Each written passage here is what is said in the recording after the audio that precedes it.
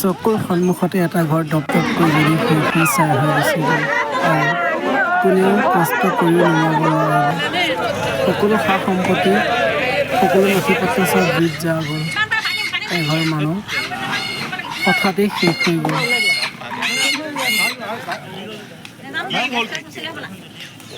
এই ঘটনা আছে মাজুলী ৰতনপুৰ গাঁও অন্তৰ্গত হালধিবাৰী আৰু বৰ্তমান যিজন মানুহৰ ঘৰ পুৰি ছাই হৈ গ'ল সেই মানুহজনৰ নাম আছিল ধৰ্মদলে আৰু তেওঁ আছিল ৰতনপুৰ নিবাসী আৰু তেওঁ উঠি আহি ইয়াত আছিলহি বৰ্তমান হালধিবাৰী গাঁৱত আৰু যোৱাকালি 7মান বজাত কি কাৰণে সংঘটিত হ'ল এতিয়ালৈকে ধৰিব পৰা নাই। তথাপিতো ঘৰখনৰ যি সা সামগ্ৰী আছিল ঘৰ দুৱাৰ সকলো জ্বলি ছাই হৈ গ'ল আৰু নথি পত্ৰ বুলিবলৈ একোৱে নাই মাত্ৰ পাছবুক দুখন দিছিলে।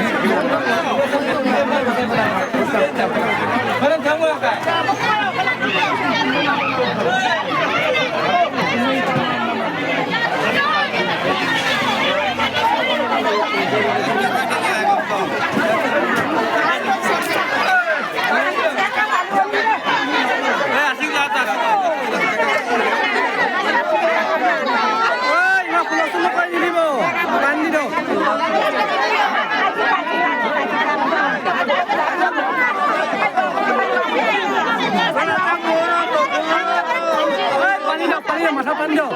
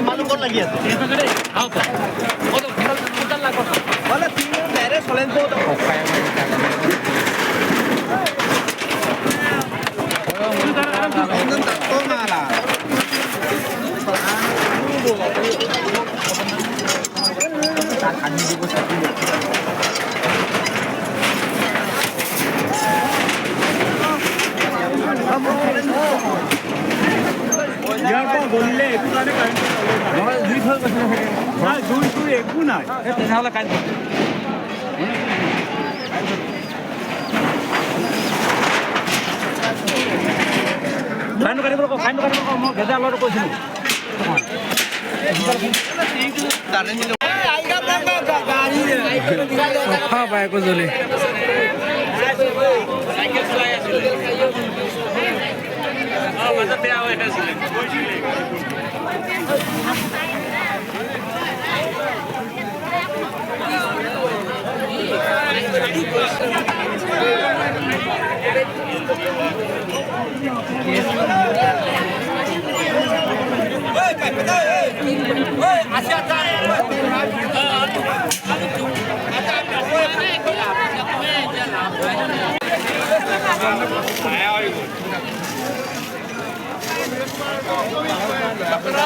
Tangko duk lagi dah. Ini ya sudah tu le tangko duk. Kalau kan segera ibal duk ini.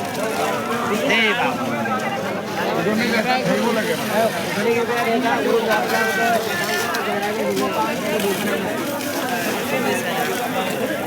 Jadi saya tu main lawan tu. Ibal segera ibal duk lalu. Kita boleh tu kena bantu lah. Boleh no.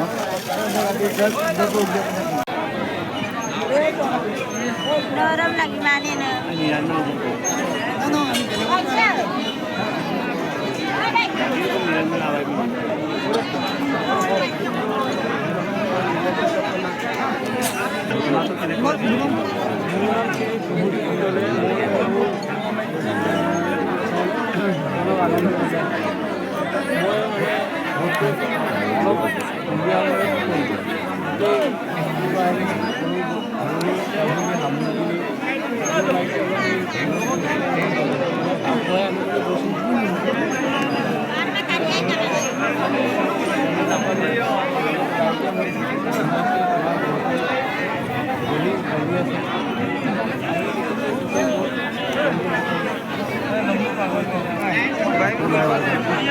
Jangan kalau musuh lagi mau. Hei, kau ni orang mana?